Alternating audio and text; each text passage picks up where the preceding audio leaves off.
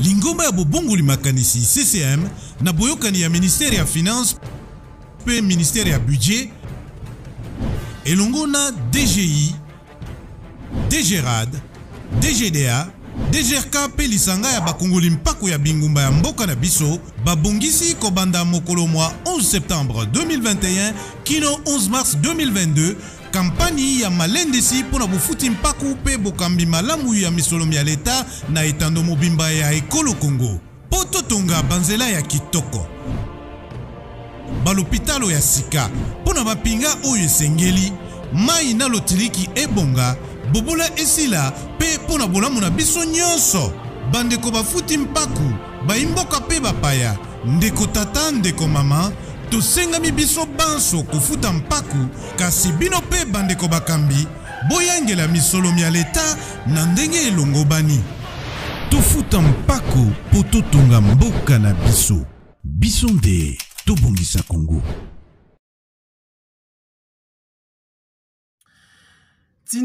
Tindika télévision papika mwasi molobeli ya Fachi Beton mwana suka ya mama Marthe Kasalo a salué binotu botala émission ya lelo oizali aussi spécial parce que le blabla makampe ya relance ya nini bokoye bana émission ya lelo bokozala riche na ba vidéo tout bois que la bino ba vidéo ndenge bolingi pour bozala vraiment ya kotonda très satisfait na musala tadi ko sala eza musala na bino biso tozo sala ka pona ko servir bino parce que c'est lui qui a l'information, a le pouvoir. Donc, c'est lui qui a le pouvoir et l'esclave. Donc, quand on dit esclave Nabino, mais j'ai le pouvoir parce que j'ai l'information. Merci beaucoup. Tobandi rapidement la relance, il y a PLZ. Est-ce que vous devez se souvenir sur la PLZ? Mafuta, oui, on a qui ça, on a PLZ. Donc, mafuta ya mbila mais lokola huile. Vous voyez que depuis shit ya Maréchal Mobutu, PLZ et bunga et kangama bilanga wana négligé bambila et comment kokoya kopola. Et voilà Fachi Beton au pouvoir. PLZ et Zongi relance PLC les lois tu vas PLC et Zongi donc relance c'est ça la main et ministre près le président de la République son excellence Nana Manouani na Kiumba Mfumubuku Moulonge Shiwa Kalasa akendeki ko représenter chef de l'État empêché bakene ko sala état des lieux ba image dans 48 heures pour vivre ndenge lekaki. Donc botala mafuta wana ya kitoko ba négligea yango et voilà mfumu wadi tunga Fachi Beton aibi utilité ya mafuta. Et puis, et ça, makamwe belé mafuta mbila. So na tangi nyonso awa. Ti to aussi ces missions na kosi sangote. Donc, déjà, relance. Ils ont ça la maman konza mboka ko kende yemoko pour na réinauguration. Il appelle C, ou il y a qui appelle Z jadis. Mais, ministre près le président de la République, Nana Manouna Kiumba, ou akane ko représenter chef de l'État.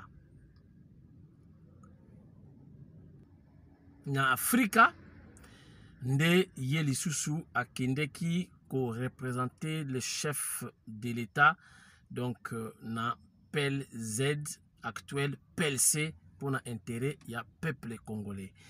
Et puis Uganda basengi ba intervenir militairement na est pour na track ya ba ADF. On va senga autorisation ya gouvernement légitime ou gouvernement en place ba pesa bango autorisation ba kota na sima FRDC ba traquer ba ADF. Qu'est-ce que vous en dites? On a besoin de commentaires na bino mais ba tumusu ba boyi déjà parce que ba lobi ki ba ya kaka ndenge wana après ko mona ba komi ko exploiter ba or pour ba lela or mabe ba Uganda na or ba okufa ba lela or mabe. Donc nous attendons vos réactions bino bolobi ndenge ni est-ce que gouvernement bandima baya pe ko tia poids to bakotate. Et voilà, entre-temps projet il y a 300 écoles na Kinshasa. Donc les préparatifs vont bon train. Déjà makamoto ezali en cours. Rapidement donc na koyebi sabino makambo etali ba travaux donc Chilengelu na Kasai wana président Gilles aza koyebisa bino en vrac na bino boza makambo en vrac président Gilles ba information ba vidéo tout na boakela bino ya kobwakela makambo ezoleka na Uvira balobi bapesi mabele na barwandais na comprendre te bokoyoka vidéo la voix de Kivu toujours image na bango tokolekisa ngo sikoyo bino moko bo juger makambo nini balobi est-ce que c'est réel eza na nzela te na nzela te ndenge jeunesse pe tomboki bakangi nzela voilà. Donc, on est dans Uvira, talango na émission yalelo.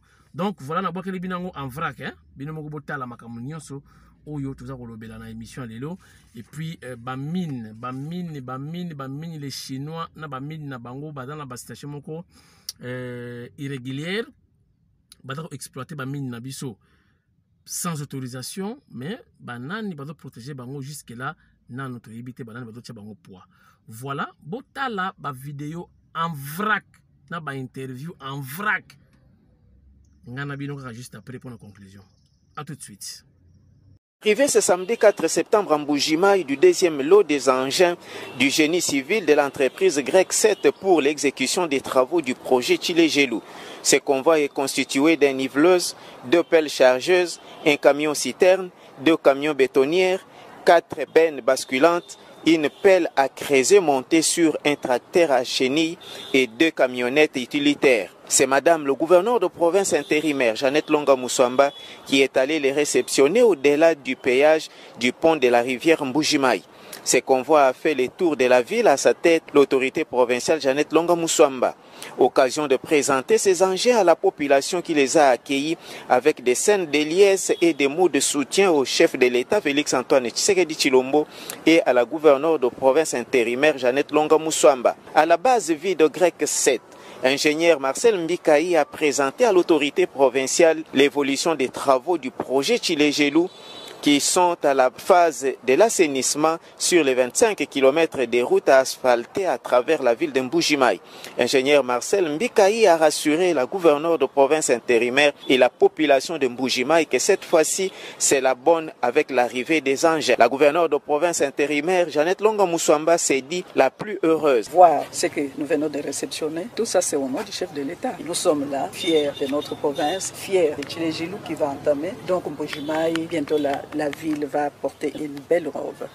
Président Gilles, bonjour. Bonjour, monsieur le journaliste Tindika. Tomoni ba image ya bangé et kwei balobaki projet Tshilé-Gelou et Koufi ba liembongo musale salamakate OVD et lokote. Sikoyo ba image et monani ya solo matériel ye te utaki na Mbuji-Mayi te monaki misala ndenge za kosalama. Oza na message nini ya kopesa na DG ndenge matériel ekomi na Mbuji-Mayi. Merci beaucoup son excellence DG Ntumba Tshikela na musala kitoko zo sala papa. Bandimi yo na ebisaki bana Mbuji-Mayi ke banje kokota. Na ebisaki bana Mbuji-Mayi na bimile le prophète parce que na moni banje en qualité de koti. Na moni biloko kitoko ekoti muntu a réceptionné nani mama gouverneur ya Kasai Oriental na DG provincial ya Kasai Oriental. Toza ko sepela to moni ba nyonso awa tolobike na octobre avant to zonga Mbuji-Mayi to kosala 3 semaines bako memangana chipo na kati ya Kasai Oriental poto yebisa kibango biloko kokita bazo sala musala kitoko bako banda na gouvernorat na bureau ya chef de l'État Félix-Antoine Tshisekedi Tshilombo bako sala banzela kitoko place na bako réhabiliter bazo banda nzela kolongwa aéroport ti Simis bako ajanga ti Kalala Wankata balongo ti mama yemo ti GB musale ko salama kitoko parce que banje comme na terrain batu ngai oh Tshilé-Gelou Koufi moyente banje zate lelo banje ekomi to mona ki baka niveau minene 3 mètres quoi nyonso mi balé lelo toza ko sepela le deux Kasai baza ko sepela Mbuji-Mayi kananga kitoko kitunga bi merci. Donc on va checker bakotaki doute na DG basuki. On va checker tembe na OVD, on va checker tembe na DG Ntumba Tshikela basuki. On va checker tembe na DG Ntumba Tshikela wetu baza ko suka parce que musale zo sala makitoko. Tshilé-Gelou en marche partout bazo bongisa. Le Mbuji-Mayi ko bonga kanange ko bonga. eza na vision ya chef de l'état Félix Antoine Tshisekedi Tshilombo muko ntombolo mwa mai wakaninda oyo alobi ke na kosala RDC Turquie lelo yoki asali asigné ba contrat ya minene na Turquie ba armée turque ba kotaki na butu ya lelo ye lelo akiti awa asigné ba contrat ya minene ba investisseur bazoya ya balma ba korelie Mbujimai Kananga Lubumbashi Katanga 26 provinces kuzala relié na barai eze sengote lelo bana Kongo bakozwa misala tobanda kolia misala zate lelo babandi ko relié kombe bakozwa batu na misala RVA toyokaki mais toyoki bazo engagé ba congolais merci beaucoup ndeko na ngai musala ezo salama Félix Antoine Tshisekedi Tshilombo aza besoin kubongisa mboka oyo tokende liboso mais tozoka batu mususu bazoloba o marche le 15 marche ya nini koluka nini ya yango tolobi biso nyonso tokozala marche le 15 oyo tokobanda na chango fort du progrès marche pacifique pona ko soutenir ba institution ya mboka ekende liboso ezosala musala oyo azolinga a bouleverser tokokanga ye tokopesa ye na akili droit toboyi mobulu na mboka po musala ezosalama bato basengaki social basoso eza na terrain masango eza na terrain etikali nde kolanse yango parce que toyoki ministre économie lundi akozala na terrain partout mpona koreagiste baprix ya biloko oyo akotia tembe akokutana na moko ntombolo mwa mai na nzela na ye ici. Il est 17h passé de quelques minutes lorsque le président Recep Tayyip Erdogan sort de son palais pour accueillir son homologue congolais Félix Antoine Tshisekedi Tshilombo qui arrive sous escorte de la cavalerie de l'armée turque. Les hymnes nationaux des deux pays entonnés par la garde républicaine du pays hôte, suivis d'un bref passage des troupes en revue, le tout ponctué par 21 coups de canon tel que le veut la tradition ici. Après le faste à l'extérieur, place à l'intérieur pour continuer sur le même ton, celui de la solennité et du prestige. Il s'agit d'un tête-à-tête de plus d'1 heure entre les deux chefs d'État. Après cette première étape, les officiels turcs et congolais rejoignent la salle pour une réunion conjointe préparant ainsi la signature des accords bilatéraux entre les deux pays. Tout sera explicité devant les médias turcs et congolais lors d'une conférence de presse organisée pour la circonstance. Premier à prendre la parole, le président turc qui a exprimé sa satisfaction et il a renseigné à l'assistance que la République démocratique du Congo constitue un partenaire important pour la Turquie au regard de ses potentialités du sol et du sous-sol.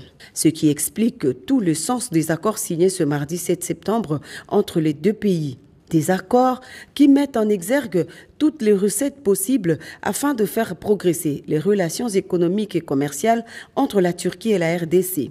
Actuellement, les deux pays ont des relations commerciales qui atteignent 58 millions de dollars. Le président Erdogan voudrait les porter à 250 millions de dollars d'ici quelques années. La RDC représente une réelle opportunité économique dans plusieurs domaines, notamment les infrastructures, l'industrie de la transformation et l'agriculture. Les deux pays ont signé 3 accords commerciaux portant notamment sur la protection des investissements, la lutte contre la fraude, la non-double imposition et le tourisme. Les ministres turcs de l'industrie et technologie et celui de la culture et tourisme ont échangé des documents contenant la convention signée ce jour avec leurs homologues congolais, le vice-premier ministre, ministre des Affaires étrangères, Christophe Lutundula, et le ministre du Tourisme, Modero Simba. Satisfaction pour le chef de l'État Félix Antoine Tshisekedi Tshilombo dans sa casquette de président de l'Union africaine. C'est la première fois, pour ceux qui ne le savent pas, qu'un chef d'État de la République démocratique du Congo arrive en Turquie et en plus coiffé de la casquette de président en exercice de l'Union africaine. C'est tout un symbole qui manifeste le désir ardent que nous avons de coopérer dans tous les domaines avec la Turquie, votre pays, et cela ne va que aller dans le sens du renforcement. Comme vous le savez, l'Afrique a un défi énorme, c'est celui de réussir sa zone de libre-échange, de la transformer en un vaste marché d'1,5 milliard presque de consommateurs. Et donc la Turquie va avoir l'opportunité d'échanger avec nous pour non seulement consolider ce marché, mais également développer une coopération économique importante. Le président turc a également loué les efforts de la République démocratique du Congo qui, selon lui, a démontré sa solidarité envers la Turquie dans le dossier de transfert de l'école Shafak, basée à Kinshasa, à la Fondation Maarif, un établissement scolaire de plus de 530 élèves turcs et congolais qui poursuivent paisiblement leur scolarité grâce à cette franche collaboration. Pour couronner cette symbolique entre les deux pays, le chef de l'État, accompagné de la très distinguée première dame Denise Nyakiro Tshisekedi, était convié à un dîner d'amitié qui a clôturé l'étape d'Ankara avant de s'envoler pour Istanbul.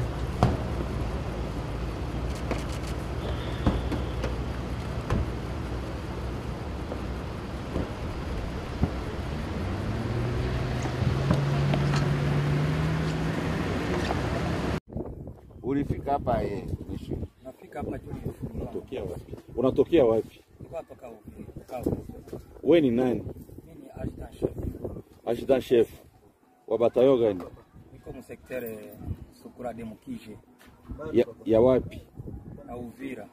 Secteur ya Uvira. Sasa unatoka Uvira namna gani unafika mu territoire ya Walungu? Mimi nilipandaga kutoka Uvira naenda Bukavu kuangalia bibi yangu. Sasa nifika Bukavu ndio rafiki yangu akanita mjamaa kanaambia bwana kuya huko nani Kamanyola tuko na kope moja tutafanya mimi na wewe. Sasa nilishuka nikabakuta wako watatu tukaongea akasema huko $70,000 tutaenda kamata basi moja. Kunyumba ya nani? Mimi simjui jina. Simjui jina vile. Okay. Sasa tulifika pale na kutana batoto. Ilikuwa masaa gani ulifika kunyumba? 20. Oui. Sasa tulifika pale na kutana batoto. Bamwamba kwa mu salon anataka kula. Sasa tulifika pale batoto wanaanza lalamika, nikasema hapana twende. Kavue natoka. Mimi nikanyang'anya shakoshi nikaruka upango nikatoka nikaenda. Après dans 40 minutes bakanifunga. Nilikamata kwa papa wawili, katosha silaha nikamwambia. Ulikimbia na silaha? Nilikuwa na silaha na nimesha. Silaha ilikuwa wapi? Silaha ilikuwa mgodi. Mwile sakoshi yako iko pale. Sakoshi. Ndiyo. Sasa nilibaona akasema no. Sikupenda kuwafanyia vibaya nikatosha shakoshi ambia shakoshi na silaha iko ndani. Akatupa shakoshi ndio ajisove akimbie. Ndio wakamfuata ndio wakamkamata. Sasa kunikamata ndio wakanipeleka kuleta. Sasa ile kitendo ulifanya ni mzuri ni mbaya? Ni mbaya. Ulitafuta kumuua ule bwana juu ya nini? Sikutaka kumuua, nitaka pesa ndio alikuwa anasema alikuwa nazo. Ndio ulipenda mnyang'anye pesa yake. Ni mzuri kunyang'anya mtu kitu yake? Ni mbaya. Ça. Voilà, merci. Nous sommes de retour sur ce plateau pour la conclusion. Chers internautes, je crois que vous vivre binomoko, ba vidéo, tout et ça les bino plaisir. Nako conclure boye changement de mentalité. Toye bako futa kampaku ya leta ba taxe pour bambongo wana yango tokotonga ba école, bambongo wana yango tokotonga banzela, bambongo wana yango tokotonga ba immeuble, makamno so bolinga ba infrastructure nyonso e utakane na nzela ya ba taxe. C'est mondial. Botu na memba na poto, ba betana masula ba taxe. Au kokate au kima. Mais awa au moins ba taxe ça quand même ba primo abordable ou ko futa taxe na yo mbongo wana pe ekota na trésor public basala oyo bino pe bolingi parce que dans la makambo ya principe ya devoir na droit. Donc l'état na ba droit na ye ata pe na ba devoir na ye yo pe peuple ozana ba devoir na yo oza pe na ba droit na yo. Donc tout le cas équilibré pour mboka et se développer. Yo so baka nanda ko nga courant ezate kutu boy na boy insécurité. Mais ce qui osalaka ozana entreprise futa impôt bambongo wana nde l'État futaka ba soda pour la motiver ba protéger pe yo na biloko na yo. Bambongo wana yango pe l'État ko sala ke ba bakisa ba cabine ba sala makambo ebele bele po yo pour courant ou zo pe mai et aux paix sécurisé. Voilà, donc tout le droit, n'a devoir. L'État peut avoir droit, n'a devoir, équilibre, ça bien pour Mbuka et Kineliboso, pour surtout pour l'intérêt général. Voilà, nous avons plaisir de représenter nos émissions ya lelo parce que les informations est quoi na salle rapide, na bimika na cabinet, na côté na mutuka, na célèbre vidéo et je crois vous allez très servi. Vous sepeli na tindika ya lelo mikolo ngana bino fara info et kolekate. Mais na ko pesa conseil pour na clôturer émission oyo na monsieur Tony son excellence na monsieur Fimbu ya Kekele IGF botika makambo boza ko sala ezo pesa Sony boza bana ya ndako moko botika makambo boza ko sala na yoki lobi ba combattant ba yaki na IGF isalaki bien te. Les linges sales se lavent en famille. IGF garder ligne na yo sala musala na correctement. Mais ceux qui vont continuer si na moni perdant na kacha bitumba wana ngana moni perdant. Bo imaginer perdant ko zala nani. Botika, ce n'est pas bien. Botika barankine. Bota l'intérêt à Fachi. Bota l'intérêt à peuple congolais. Botika biloko wana, ce n'est pas bien. À bon attendeur, salutez mais saligne. Merci beaucoup. Bye bye. Lingomba ya bobongoli makanisi CCM na boyokani ya ministère ya finance pe ministère ya budget elongo na DGI, DGRAD, DGDA, DGRK pe lisanga ya bakongoli mpako ya bingumba ya mboka na biso babongisi kobanda mokolo mwa 11 septembre 2021 kino 11 mars 2022 kampani ya malendesi pona bofuti mpako pe bokambi malamu ya misolomi ya leta na etando mobimba ya ekolo Congo poto tonga banzela ya kitoko balopitalo ya sika pona bapinga oyo esengeli mai na lotiliki ebonga bobola esila pe pona bolamu na biso nyonso bandeko bafuti mpaku baimboka pe bapaya ndeko tata ndeko mama tosengami biso banso kofuta mpaku kasi bino pe bandeko bakambi boyangela misolomi ya leta na ndenge elongobani tofuta mpaku po totonga mboka na biso nde tobongisa Congo.